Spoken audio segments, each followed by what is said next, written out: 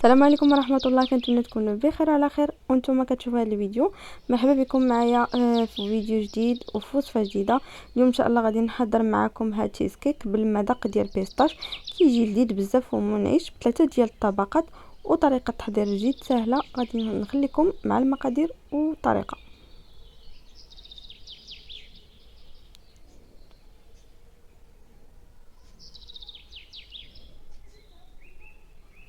هنا بالنسبه للطريقه ديال التحضير، اول حاجه غادي نحتاجو 2 علب ديال البسكويت. انا استعملت هذا النوع هذا ديال الهيرنيس، ممكن تستعملوا اي بسكويت بغيتو.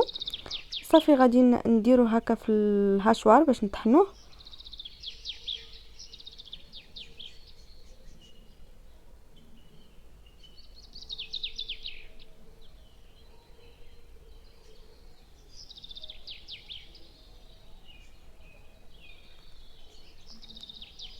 صافي انا من بعد ما كبيت هاد 2 ديال العلب ديال البسكويت هنايا في الهاشوار، غادي نهرسهم شويه بيدي وصافي. من بعد غادي نطحنهم في العشوار. من الاحسن ما تسحقوش بزاف بزاف، يعني ما تطحنوش تيولي بحال الدقيق، غير هرمشوه وصافي.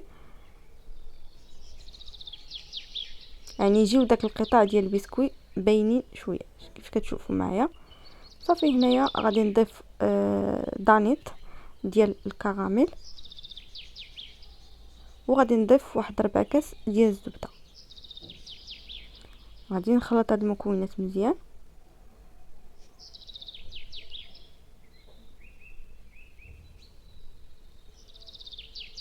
وصافي غادي نجيب السيركل اللي غادي نشكل به الطبقه الاولى ديال التشيز كيك. ممكن ديروا المول اللي كيتحل من الجوانب، اولا ديروها كاري السيركل. بطبيعه الحال كديروا الشكل اللي بغيتو، يعني دائري اولا مربع اللي بغيتو. صافي غادي نحاول نقاد السطح ديالو على هذا الشكل.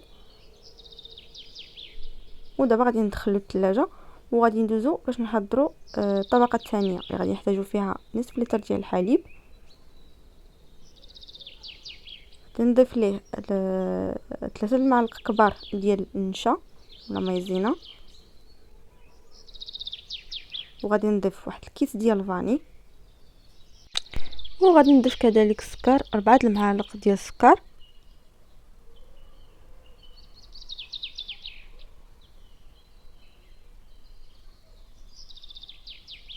وصافي غادي نخلط هاد المكونات كاملين، وغادي ندير الكاسرونه فوق البوطه على عافيه مهيله مع التحريك المستمر حتى كتعقد الكريمه وكتولي على هذا الشكل. من بعد غادي نضيفو 2 ديال الياغورت بيرلي اولا اي نوع بهذا يعني يكون هكا بحال الجبن. وصافي غادي ندير هاد الطبقه الثانيه. شفتوا القوام ديال الكريمه كيف كيكون، يعني ما تخليوهاش تعقد بزاف باش تقدروا انكم تحكموا فيها. صافي من بعد غادي ندخل هاد الطبقه للثلاجه باش تعقد وتشد في راسها، وغندوزو باش نحضروا الطبقه الثالثه اللي غنحتاجو فيها 3 الكيسان ديال الحليب، اولا ديروا نصف لتر ديال الحليب. وغادي نضيف كذلك 3 المعالق كبار ديال النشا،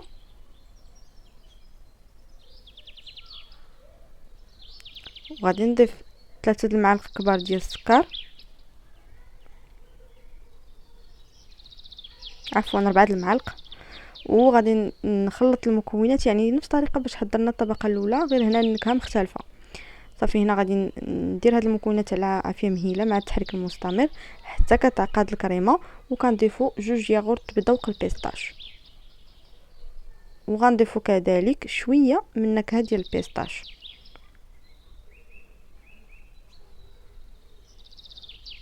كتضيفوا غير شويه حيت كيجي المذاق ديالها باين بزاف.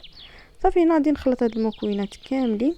خصكم يعني اون فوا كتعقد معكم الكريمه خصكم تضربوا عليها دغيا دغيا، لانها كتحيدها من فوق البوطه وهي كتزيد ما حتى كتبرد كتزيد تعقد.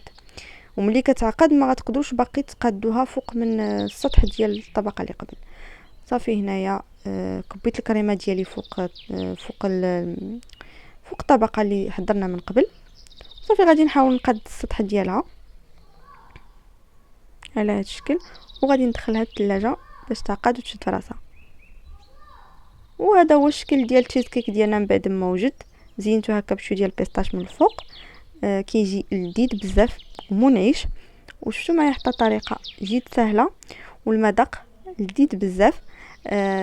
نتمنى ان شاء الله تجربوا هذه الوصفه وتنال الاعجاب ديالكم. ما تنساونيش دائما في لي لايك، حيت هما اللي كيطلعوا يعني اللي كيطلعوا الفيديو. وكذلك الا كنتوا اول مره كتشوفوا القناه ما تنساوش تشتركوا وتفعلوا الجرس باش توصلوا دائما بكل جديد. نتلاقاو ان شاء الله في فيديو جديد وفي وصفه جديده. السلام عليكم.